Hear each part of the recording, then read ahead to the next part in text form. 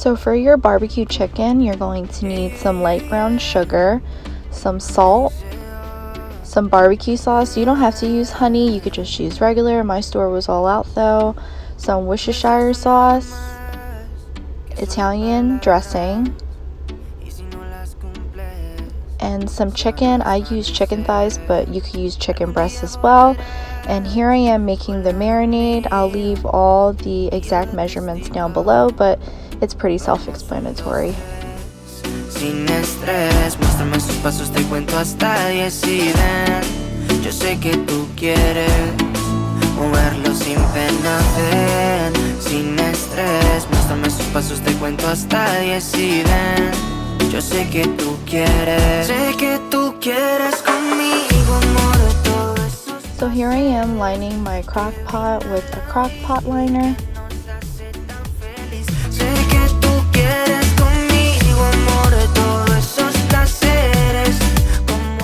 Then I added in my chicken thighs. They were frozen, but it's all good. And then I went ahead and poured over that mixture that we made earlier right on top.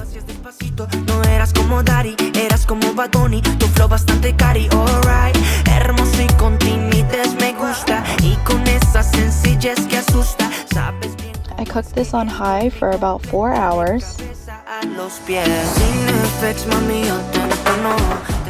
So now I'm going to make the coleslaw. So for that, you're going to need some mayo, some salt and pepper, some Dijon mustard, celery seed, apple cider vinegar, and coleslaw mix. You could buy prepackaged or you could shred it yourself.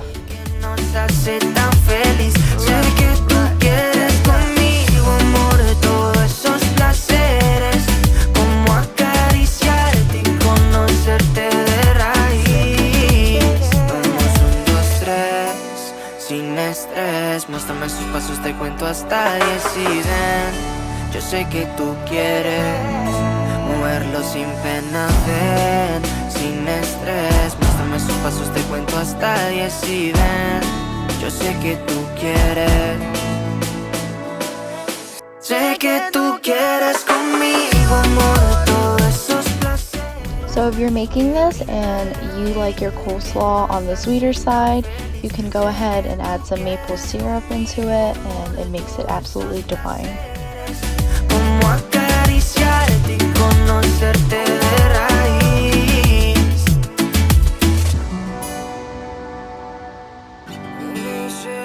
So once the 4 hours is up, I'm going to shred my chicken.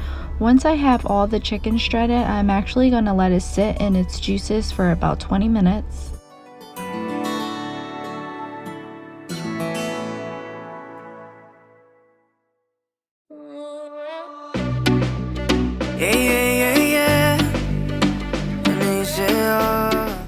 I serve this with a toasted sesame bun and some American cheese. So to make this bourbon chicken, you're going to need some olive oil. You'll also need some rice vinegar, some light brown sugar, pepper, garlic powder, ground ginger, soy sauce, and some cornstarch. You'll also need some chicken. Today I'm using chicken thighs. So the first thing you're going to do is cut your chicken into 1-inch pieces. I also wanted to add that since I'm using chicken thighs, they tend to have fat on them. So as I'm going, if I see any like big pieces of fat, I'm just trimming them off.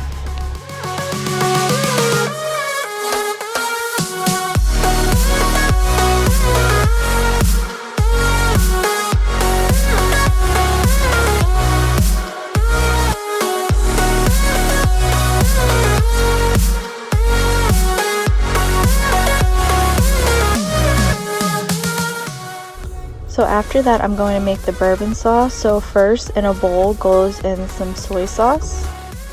I then added in some ground ginger, garlic powder,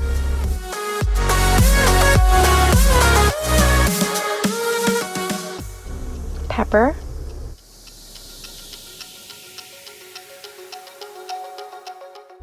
rice vinegar,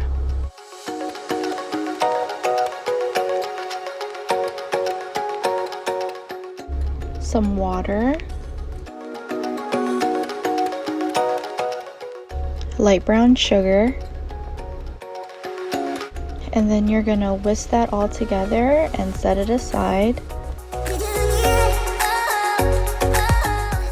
Now I'm just snapping the ends off of some green beans that I'm going to be serving as a side dish.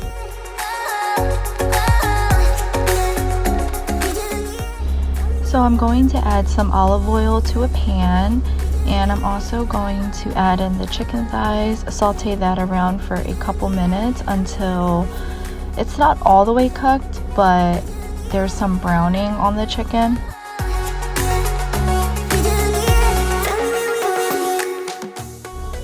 And then I am going to add in that bourbon sauce that we were working on earlier and pour that all over the chicken. You're going to let the sauce simmer with the chicken for, I would say, a good 10 minutes until the sauce kind of reduces. So then you're going to make a cornstarch slurry and you're going to add that into your chicken. The next time that I do this, I'll probably skip this step just because I really enjoyed the taste of the chicken without the slurry, because I felt like this made the sauce a little bit too thick and I didn't really like that. But if you like a thicker sauce, then definitely don't skip this step.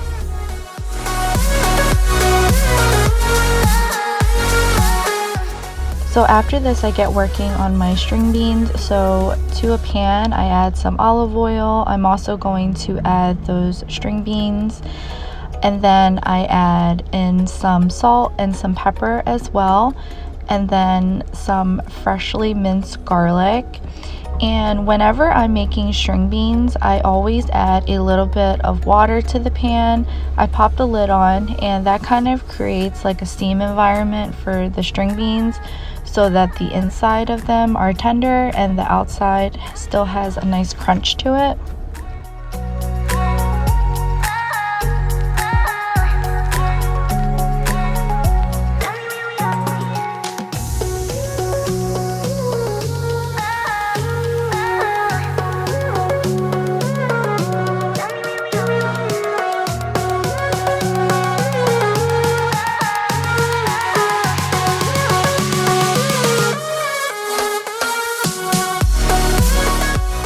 So once the string beans are cooked to my liking, I'm going to add about a tablespoon of oyster sauce in there and work that around.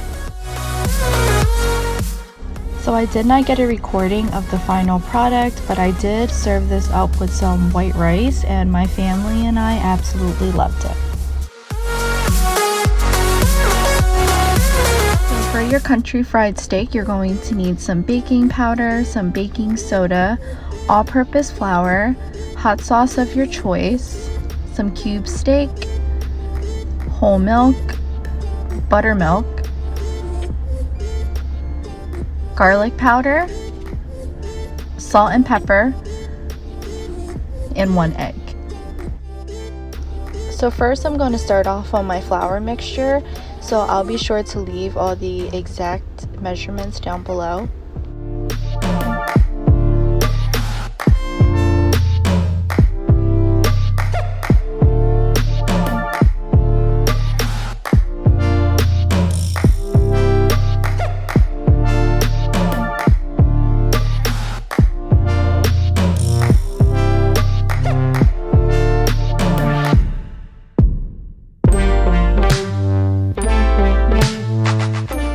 Now I'm getting started on my egg mixture. I will also go ahead and leave all the ingredients as well as the measurements for this down below.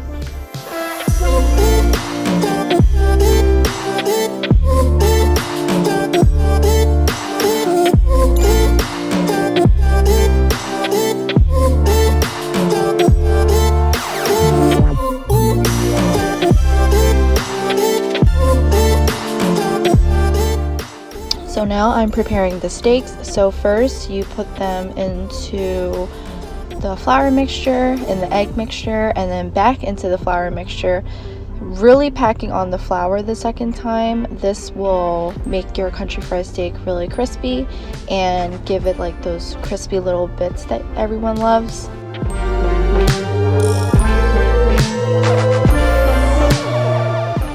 So now you're going to heat up about an inch of oil, and once that's nice and hot, you're going to put your country fried steak in. I actually didn't get a clip of myself making this gravy. It was so simple though, and I'll leave all the steps and ingredients down below.